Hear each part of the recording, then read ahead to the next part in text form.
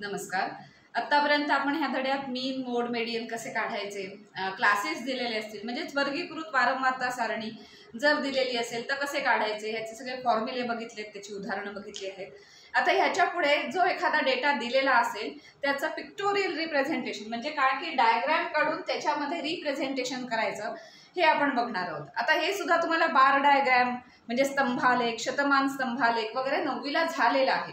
तर मी 9वीचे व्हिडिओ जाऊन बघितले तर सांख्यिकी ह्या धड्यामध्ये तुम्हाला ते स्तंभालेख म्हणजे बार डायग्राम वगैरे कशा काढायच्या हे माहिती आहे. तर एखादी डायग्राम काढायची म्हटल्यावर आधी आपण काय करणार आहोत, एक्स वाय ॲक्सिस घेतो. जे काही टेबल दिलेलं असेल ते त्याचा एक एक्स ॲक्सिसवर आपण प्लॉट करतो आणि वाय ॲक्सिसवर. आता हे जे दिलेले असतात वर्ग जे दिलेले असतात ते आपण एक्स ॲक्सिसवर प्लॉट करणार आहोत. म्हणजे तेवढ्या वर्गाची ती रुंदी असणार आहे आणि तसे आयत काढायचे. तर आपण आयतालेख हा बघणार आहोत 10वीला. आयतालेख किंवा त्याला हिस्टोग्राम म्हणतात, म्हणजे चिकटून आयत काढायचे. 9वीत आपण बार डायग्राम बघितल्या होत्या, तर बार डायग्राम मध्ये पण आयतच काढले, रेक्टँगलच होते पण ते रेक्टँगल अशा पद्धतीने आपण ड्रॉ केले होते. इथे मध्ये थोडीशी जागा ठेवली होती आपण, अशा पद्धतीने ते रेक्टँगल घेतले होते. तर हे झालं बार डायग्राम किंवा स्तंभालेख झालं. आता आपण आयतालेख काढणार आहोत. म्हणजे असेच आयत काढायचे पण जोडून काढायचे, म्हणजे एकाला दुसऱ्याची बाजू जोडून असणार आहे, त्याला म्हणतात हिस्टोग्राम किंवा आयतालेख. नेहमीप्रमाणे जे वर्ग दिलेले असतील ते अर्थातच आपण एक्स ॲक्सिसवर घेणार आणि उरलेली जी संख्या, मुलांची संख्या, शेतकऱ्यांची संख्या, जे काय असेल ते. आता इथे उदाहरण आहे की ज्वारीचे एकरी उत्पन्न 2 ते 4 क्विंटलमध्ये दिले. 5 ते 7, 8 ते 10 वगैरे जे काही उदाहरण असेल ते आपल्याला मेन सोडवताना काय लागणार आहे, हे टेबल लागणार आहे. त्या टेबलमध्ये काय काय दिलं, शेतकऱ्यांची संख्या दिली, ही आपल्याला वाय ॲक्सिसवर घ्यायची. त्यामुळे एक्स आणि वाय ॲक्सिस आपण काढणार. पण इथे जे वर्ग आहेत ते सलग लागतात. बार डायग्रामला ठीक आहे, आपण वेगवेगळेच जागा ठेवून वेगवेगळेच बार काढतो आपण, त्यामुळे ठीक आहे. हिस्टोग्रामला मात्र म्हणजेच आयतालेखला काय लागतं, हे वर्ग जे आहेत ते सलग लागतात. म्हणजे आतापर्यंत आपण असेच घेत होतो ना, 10 ते 20, 20 ते 30, 30 ते 40 वगैरे अशा पद्धतीने.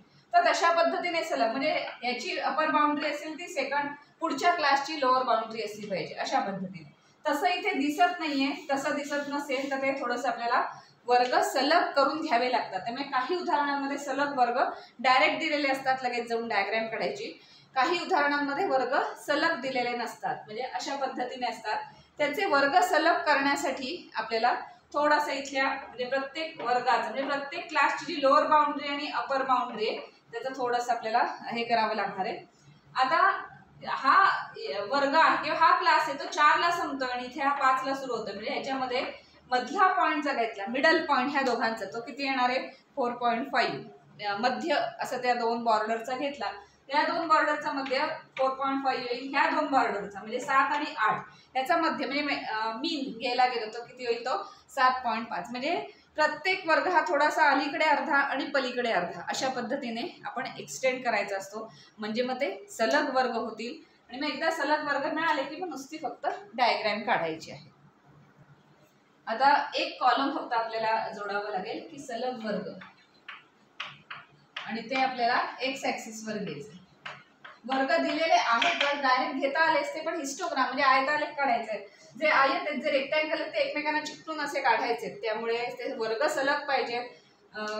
कारण आपण असा आयत काढला इथे, समजा इथे 2 ते 4 लिहिलं तर 4ला पुढचं रीडिंग म्हणजे 4ला पुढचं हे असेल तरच आपण असं त्याला चिकटून दुसरा आयत काढू शकतो. इथे पुढचं काय 5 ते 7 असं आहे, त्यामुळे एक अक्षावर जिथे 5 आहे तिथून पुढचं सुरू होणार आहे. म्हणून फक्त हिस्टोग्राम म्हणजे आयतालेखला हे करून घ्यावं लागतं की वर्ग सलग असले पाहिजेत. मग काय करायचं की हा थोडासा पुढे किती, तर 4 आणि 5च्या बरोबर मिड पॉईंटला आणायचं. मिड पॉईंट काय आहे दोघांचा, 4.5. मग 4.5 घ्यायचं, मग हा 4.5 पर्यंत आणला, हा थोडा मागे न्यायचा 4.5 पर्यंत. म्हणजे 4.5 पासून हा सुरू होणार आणि हा इथे संपणार. म्हणजेच अर्धा पॉईंट आपण मागे आणि पुढे असं घेऊन ते सलग वर्ग करणार आहोत. तर तो एक कॉलम फक्त आपल्याला जोडायचा आहे. आता डायग्राम कशा काढायच्या ह्या झाल्या आहेत तुम्हाला 9वीला. इथे फक्त काय की हिस्टोग्राम 2 ते 4च्या म्हणजे मागे थोडं जाणार, मागे हाफ गेलं की किती होणार 1.5 आणि ह्याच्या पुढे जायचं थोडं म्हणजे 4.5. आता यातला डिफरन्स किती आहे, 3चा डिफरन्स आहे. डिफरन्स मेंटेन झाला पाहिजे, म्हणजे चुकीचं सलग वर्ग आहेत म्हणून काहीतरी चुकीचे पॉईंट्स यायचे नाही. या दोघांचा मिड पॉईंट घ्यायचा म्हणजे ते बरोबर येतं. मग पुढचा वर्ग 4.5 पासून सुरू करायचा, कारण 4.5 हा 5च्या अर्धा आहे ना, निम्मा आहे, मागे हाफने मागे आहे, त्यामुळे तिथनं सुरू केला आणि 7च्या पुढे जायचं किती 7.5 पर्यंत. पुन्हा ह्या दोघांचा डिफरन्स म्हणजे विड्थ किती आहे क्लासची 3 आहे, बरोबर आहे.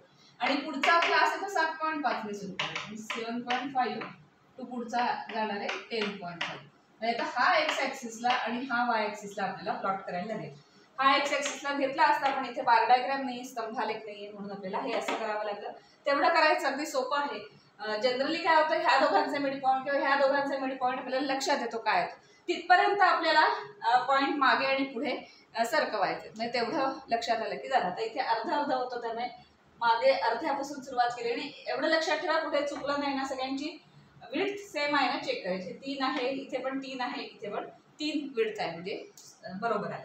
आता आपण काय घेणार की एक्स आणि वाय ऍक्सिस काढून घेणार. ग्राफ पेपरवरच या डायग्राम काढा म्हणजे त्या ॲक्युरेट येतील. आता आपल्याला एक धडा झालेला आहे भूमितीमध्ये, निर्देशक भूमिती म्हणून कोऑर्डिनेट जॉमेट्री. तिथला जो ग्राफ असतो तो ग्राफ आहे तो एक्झॅक्ट ॲक्युरेटच आला पाहिजे. कुठलाही पॉईंट तुम्ही प्लॉट केला तर तो ॲक्युरेट आला पाहिजे.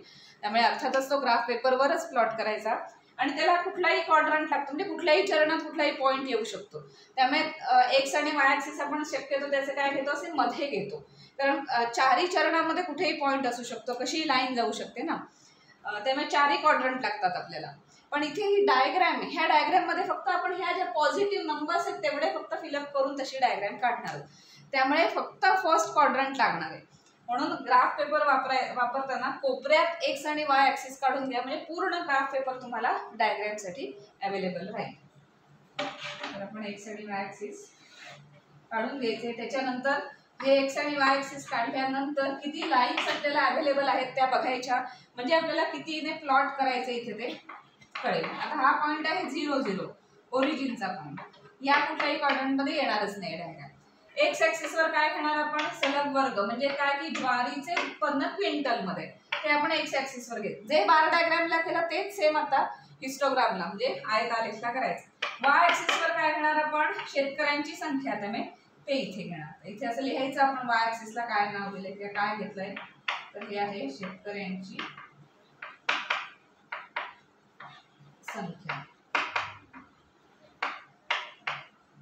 सगळ्या अल्जेब्रातला म्हणजे पेपर 1 मधला सगळ्यात सोपा चॅप्टर आहे. आणि हा जो पॉईंट आहे डायग्राम काढणं हा तर आणखीन सगळ्यात सोपा आहे. फक्त एकदा वाय ऍक्सिसवर एक्स ऍक्सिसवर घेतले पॉईंट्स व्यवस्थित प्लॉट केले की फक्त आयत म्हणजे रेक्टँगल काढायचं. शेतकऱ्यांची संख्या वाय ऍक्सिसवर घेतली आणि ज्वारीचे उत्पन्न क्विंटल मध्ये ते लिहायचं, त्याचं डिस्क्रिप्शन क्विंटल. आता हे सगळं झालेलं आहे. आता आपल्याला इथे पॉइंट्स घ्यायचे. आता 1.5 पासून साधारण 10.5 पर्यंत जाणार आहेत. कधी कधी काय होतं की इथे खूप मोठे पॉइंट्स असतात, म्हणजे सुरुवातच 100 पासून वगैरे होते. मग एक्स ऍक्सिसवर जेव्हा 100 पासून वगैरे सुरुवात करायची तर असं नाही ना होणार की आपल्याकडे 7 किंवा 8च लाईन्स आपल्याकडे अवेलेबल आहेत सेंटीमीटरच्या. तर मग 100 पासून सुरुवात करायची आणि मग मी 1 centimetre is equal to 1 unit असं घेतलं तर इथे 1 2 3 4 करत 8 ला इथे संपेल, आपला पेपरच संपेल. मग त्याच्या पुढे कुठे ग्राफ काढणार, म्हणजे तो शक्य नाही. म्हणून मग आपण काय करतो 20 30 40 तरी सुद्धा मावलं नाही, म्हणून मग आपण 50 60, मग तो ग्राफ एवढासा होतो आणि मग नीट त्याच्यावर ते प्लॉट होत नाही, म्हणजे दिसायला तो नीट दिसत नाही. त्यामुळे एक्स ऍक्सिसवर घेताना नेहमी असं लक्षात घ्या की हा जो एक्स ऍक्सिस आहे ना त्याला एक्झॅक्टली 0 नंतर 1 नंतर 2 किंवा 0 10 20 30 असं न करता आपण हा एक्स ऍक्सिस थोडासा शिफ्ट झालाय असं म्हणायचं. म्हणजेच काय हे असं चिन्ह द्यायचं ह्याच्यात, एक्स ऍक्सिसला इथे सुरुवातीला कट करून चिन्ह द्यायचं. ह्याचा अर्थ का, आता आपण पहिला जो इथला सेंटीमीटर येईल त्या सेंटीमीटरला कुठल्याही नंबर पासून सुरुवात करू शकतो. म्हणजे 1000 पासूनचं रिडिंग असेल 1000 2000 2000 to 3000 अशी जरी रिडिंग असतील तरी मग 1000 to 2000 इथे आलं, 2 to 3000 इथे आलं, 3 to 4000 क्लासेस असे इथे येणार ना. पण म्हणजे 1 सेंटीमीटर म्हणजे 1000 आहे, म्हणजे ह्याचा अर्थ 0 to 1 पर्यंत 1000 झालंय का. मग ते जर नसेल झालं किंवा ते तशी सलगता नसेल तर आपण हे फॉर सेफ्टी म्हणून हा शिफ्ट आहे. म्हणजे काय की 0 to 1 सेंटीमीटर बरोबर किती आहे हे आम्ही काय शिफ्ट केलेला आहे तो एक्स ॲक्सिस. त्यामुळे इथून घेताना 1 सेंटीमीटर नंतर पुढे जे काय आपण रिडिंग लिहिणार आहोत ती कशी सलग असतील किंवा मोठी असतील तरी चालेल. आपण 0, 1, 2, 3 असं घेत घेत गेलं नाही, कारण तसं घ्यायचं झालं तर हा जो काही हे पेज आहे हे ते काही पुरणार नाही आपल्याला, कारण फक्त 8 किंवा 9 फार फार तर मॅक्झिमम लाईन्स तुम्हाला तिथे मिळणार आहे. त्यामुळे हे असं करायचं की ह्याचा अर्थ की 0 to 1 मध्ये 1 युनिट एवढंच अंतर नाही. काय मी जे घेईन ते 1000, 2000, 1,00,000 जे काय असेल ते इथे वर्ग जे काय असतील त्याने मी इथे सुरुवात करणार आहे. त्यामुळे इथे मी सगळं सलग ठेवणार आहे. इथे 1 सेंटीमीटर म्हणजे 1 वर्ग, इथे 1 सेंटीमीटर म्हणजे 1 वर्ग, हे मी सलग नंतर व्यवस्थित लिहिणार आहे. त्याच्यात मग मागे पुढे करायचं नाही आपल्याला. पण म्हणून 0 to 1 मध्ये मला ते नीट बसवता येणार नाही, कारण 0 to 1 मध्ये मी 1 असं म्हटलं, कारण आता बघा ह्या याची विड्थ किती आहे, 3 विड्थ आहे. म्हणून मी इथे 1.5 ने सुरू केलं तर मला इथे 4.5 ने एंड करायला हवं 1 सेंटीमीटरला, बरोबर. मग इथे 1 सेंटीमीटर म्हणजे किती आलं, 3 आलं, 3 युनिट आलं ना. आणि इथे हा 0, 0 आहे आणि 0 to 1.5 पर्यंतचं अंतर किती आलं, 1.5. असं चालतच नाही ग्राफवर की एका सेंटीमीटरमध्ये एवढं अंतर घेतलंय आणि दुसऱ्या 2 सेंटीमीटरमध्ये काहीतरी वेगळं अंतर घेतलंय. सगळे इक्वी डिस्टन्सच असले पाहिजेत, सगळे युनिट्स इक्वी डिस्टन्स असले पाहिजेत. म्हणजेच काय की इथे 1.5 ने सुरुवात करायची, मग आपण 4.5 घेणार, मग आपण 7.5 घेणार आणि मग 10.5 घेणार आणि मग असे ते डायग्राम आपण काढणार. मग ते 1 सेंटीमीटर पासून घ्या किंवा 2 सेंटीमीटर पासून सुरुवात करा, ते ठीक आहे. पण हे म्हणजे आता हे अंतर किती होईल, मग 0 to ह्या 1 सेंटीमीटर पर्यंत 1.5 म्हणजे 1.5 होईल ना. आणि इथे सगळीकडे 3, 3, 3, 3, 3, 3 असं डिस्टन्स आहे, ते चालणार नाही. म्हणून इथे असं हे करायचं. याचा अर्थ असा की हा जो एक्स ॲक्सिस आहे तो शिफ्ट केलेला आहे. म्हणजेच काय, ह्या 0, 0 पॉईंट आहेच, पण हे अंतर किती असेल मध्ये, या पहिल्या सेंटीमीटर पासून मग सगळं इक्वी डिस्टन्स असणार आहे किंवा सलग सरळ असणार आहे. त्यामुळे हे एक्स ॲक्सिसला करायचं विसरू नका. वाय ॲक्सिसला आपण जे नंबर्स आहेत ते बघूनच ऍडजस्ट करणार आहोत की कशा पद्धतीने घ्यायचे वाय ॲक्सिसवर. आता 40, 50, 35 म्हणजे मॅक्झिमम 50 पर्यंत आहे. आता वाय ॲक्सिसला एवढ्या आडव्या लाईन सेंटीमीटरच्या किती अवेलेबल आहेत ते बघायच्या. 7, 8, 10 लाईन असतील तर 5, 5 ने आपण जाऊ शकतो. समजा 10 लाईन्स असतील तर 1 सेंटीमीटर इज इक्वल टू 5. आणि जर 6, 7च लाईन अवेलेबल असतील तर मात्र काय करायला लागेल, 1 centimetre is equal to 10, 2 centimetre is equal to 20, 3 म्हणजे 30, 4 म्हणजे 40 आणि 5 म्हणजे 50. कारण आपल्याकडे समजा 6, 7च लाईन अवेलेबल असतील तर त्या पट्टीने जायचं. 50 पर्यंत जायचं, मॅक्झिमम नंबर तिथे आला पाहिजे एवढे याच्यात बसवायचे. पुन्हा हेच की 0 पासून सुरुवात करताना एकाच पट्टीत नंबर असले पाहिजे. म्हणजे इथे 0 to 1 हे 10 युनिट आहे, तर 1 to 2 पर्यंत हे 10 युनिट, म्हणजे सगळीकडे इक्वी डिस्टन्स असले पाहिजे. वाय ॲक्सिसवर करणं ते सोपं जातं, पण एक्स ॲक्सिसवर हे वर्ग असल्यामुळे, हे क्लासेस असल्यामुळे हे 0 to 1 आणि हे सगळं ऍडजस्टमेंट होणं शक्य नसतं. म्हणून एक्स ॲक्सिस थोडासा आपण इथे असं टिरीट केलेला आहे, म्हणजे थोडंसं असं इथे तोडल्यासारखं आहे. तोडल्या ह्याचा अर्थ काय की इथे मी काही 0 to 1 मी काहीही डिस्टन्स घेतलेलं असेल, ते काही असू दे, 1 पासून पुढचं तुमचं काय जे असेल ते इक्वी डिस्टन्स घ्या, असा त्याचा अर्थ असतो. त्यामुळे हे नोटेशन विसरू नका. हे फक्त ह्या ग्राफला आयतालेखला लागतं, बाकीच्या ग्राफला तुम्ही थोडंफार ऍडजस्टमेंट करू शकता. आयतालेख आणि त्याच्या पुढचा पण आहे आलेख, त्याला पण कारण आयतालेख वरूनच काढणार, म्हणजे आपण ह्या हिस्टोग्राम वरूनच काढणार आहोत, म्हणून ते इथे असं लागतं. आता एकदा एक्स आणि वाय ॲक्सिस तयार झाले की अगदी सोपं आहे. वर्ग इथे लिहून तयार आहेत. हा 1st to 2nd सेंटीमीटर जो काही मधला एरिया आहे त्याच्यासाठी एक रेक्टँगल काढायचा आहे, एक आयत काढायचा आहे. तो किती उंचीचा म्हणजे किती हाईटचा काढायचा आहे, तर त्या क्लासचं शेतकऱ्यांची संख्या किती आहे, 40, म्हणजे 40 या हाईटचा आपण काढणार. 40 कुठे आहे, इथे घ्यायचं, इथे आडवी पट्टी लावायची आणि तेच बार डायग्राम सारखंच आहे. 1.5 to 4.5 पर्यंतचा हा, आता हे 40 आहे इथे, त्यामुळे हा आयत झाला. 1.5 to 4.5 त्याचे किती आहेत शेतकरी, 40. आता पुढे 4.5, कारण सलग आहे ना म्हणून आपल्याला सलग करावं लागलं, कारण याला चिकटून काढायचं आहे. 4.5 to 7.5 याच्यासाठी किती आहे, 50 आहे, म्हणजे 50 पर्यंत जाणार. तर एक भिंत म्हणतो तसं की एक बाजू आयताची हीच घ्यायची आणि मग पुढे दुसरा आयत त्याला जोडून काढायचा. ही 50 पर्यंत न्यायची इथे, तशी 7.5 ची पण 50 पर्यंत आणायची आणि मग इथे असा हा आयत कम्प्लीट, रेक्टँगल कम्प्लीट करायचा. मग अजून एक रेक्टँगल झाला. बार डायग्राम आणि हिस्टोग्राम ह्याच्यात काय फरक आहे तर बार डायग्राम मध्ये हे जे दोन रेक्टँगल होते ते सेपरेट होते, मध्ये जागा होती. इथे तसं नाही, एकाची साईड दुसऱ्याला चिकटून असे एक कॉमन साईड आहे. त्यामुळे हे दोन आयत असे सगळे आयत असे एकमेकांना चिकटून येणार. पुढे आहे तिसरा 7.5 to 10.5 तो आहे 35. मग 35 म्हणजे 30 आणि 40 सेंटीमीटरच्या लाईन आहे. तिथे एक 5 मिलीमीटरची एक फेंट लाईन असते बघा, तिथपर्यंत जायचं आणि हा 35 होणार आहे. आयत काढायचं. पण सगळे जेवढे 3, 4, 5 जे काही रेक्टँगल सांगितले असतील ते असेच एकमेकांना चिकटून काढायचे. याला म्हणतात आयतालेख किंवा हिस्टोग्राम. तर लक्षात आलं हिस्टोग्राम कसं काढायचं ते अगदी सोपं आहे. फक्त एवढं लक्षात ठेवा की जे काही क्लासेस दिले ते आपल्याला सलग लागतात, ते सलग करून घ्यायचे. थोडं मागे आणि थोडं पुढे असं वाढवावं लागतो प्रत्येक क्लास. एक्स ॲक्सिसला 0 to 1 जे डिस्टन्स आहे तेच मेंटेन करणं आपल्याला कठीण जातं पुढची सगळी डिस्टन्स. म्हणून आपण 1 पासूनची 1 सेंटीमीटरच्या पुढची सगळी सेम इक्वी डिस्टन्स वगैरे ठेवणार. तर थोडंसं आपण वेगळं केलं, त्यामुळे हा एक्स ॲक्सिसला शिफ्ट केल्यासारखं झालं थोडंसं. त्यामुळे टिल्ट करायचं की 0 to 1 मध्ये डिस्टन्स दुर्लक्ष करा किंवा निग्लेक्ट करा. 1 पासून हे सगळं जसं आहे तसं ते असणार आहेत पॉईंट्स.